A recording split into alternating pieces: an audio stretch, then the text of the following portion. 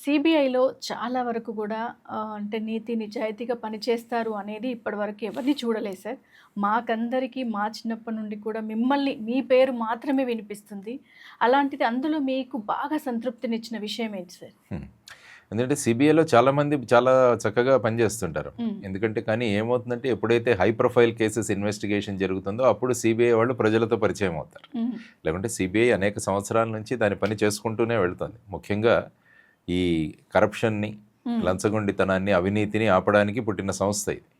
కాబట్టి ఆ కేసులన్నీ కూడా మనకి యాంటీ కరప్షన్ కేసెస్ ఎక్కువగా ఉంటాయి అందులో. అవును సార్. సో, ఆ విధంగా అనేక మంది చేసిన సేవలు, కృషి వల్లనే ఈ ఆర్గనైజేషన్ ఇంకా కూడా ప్రజల్లో ఏదేమైనా ఇది సిబిఐకి ఇవ్వండి అంటుంటారు. హ్మ్. అవును. ఏదైనా ప్రజల్లో ఒక అనుమానం గానీ ఏమైనా వస్తే వెంటనే ఈ కేసు సిబిఐకి ఇవ్వండి అంటారు. అవును. అంటే ఇంకా ఆ సంస్థ మీద ఒక అభిప్రాయం ఉంది.